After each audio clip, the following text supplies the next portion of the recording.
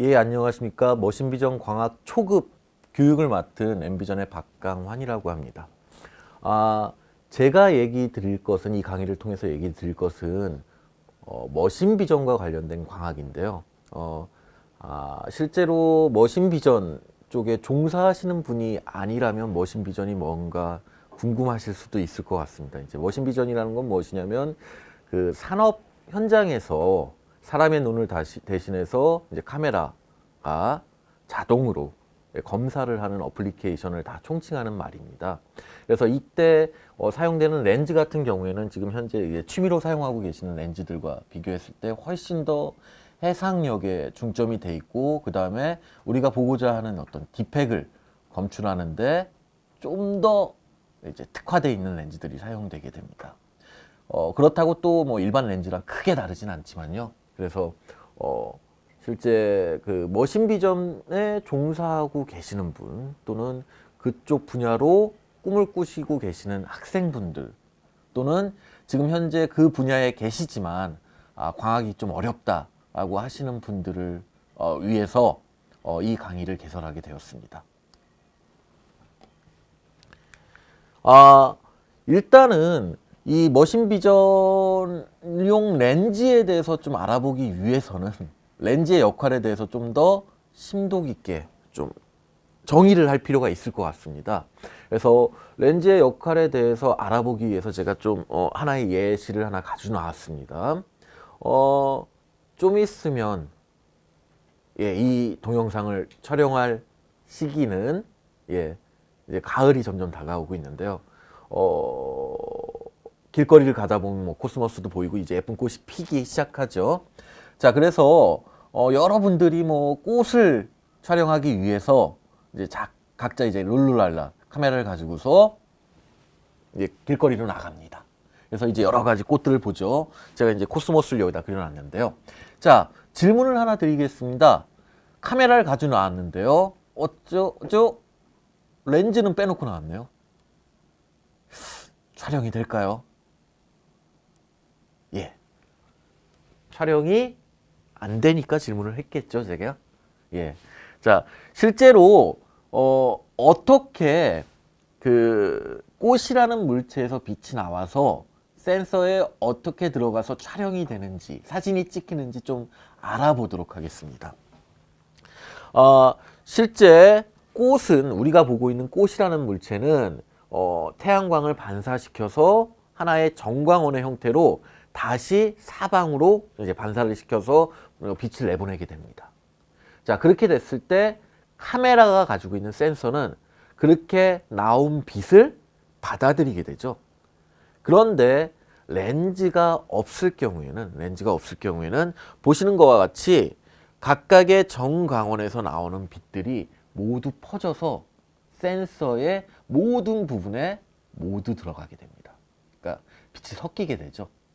빛이 섞여서 센서로 들어가기 때문에 실제로 내가 꽃을 찍고자 하지만 렌즈가 없이 찍는다라고 했을 때는 그냥 뿌옇고 하얗게 보이게 됩니다.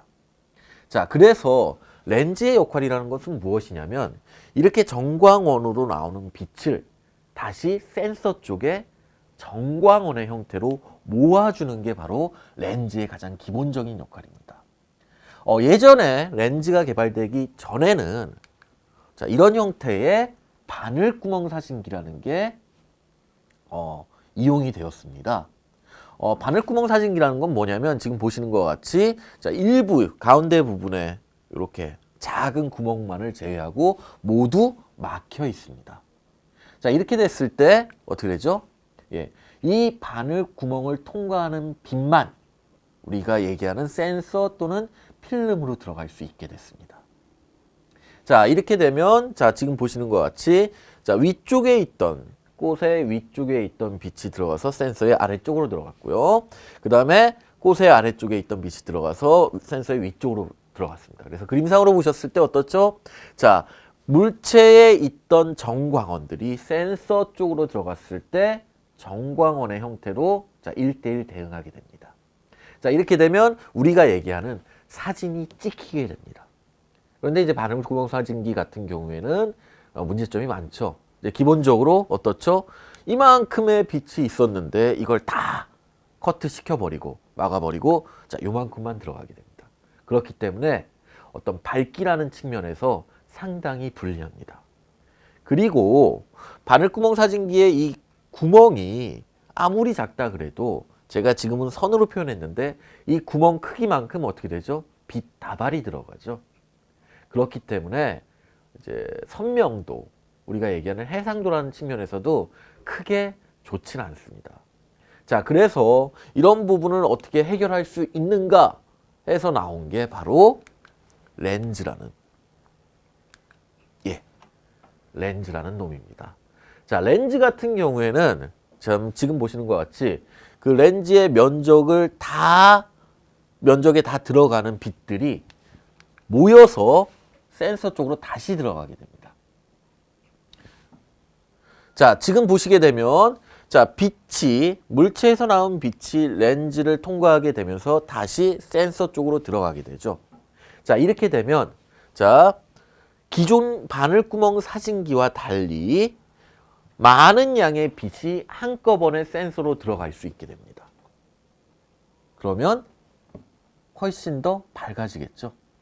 그 다음에 지금 렌즈에 그 빛을 모으는 성질 때문에 자, 많은 양의 빛이 한꺼번에 들어가서 다시 센서에 또는 필름면에 한 점으로 이렇게 모이게 됩니다.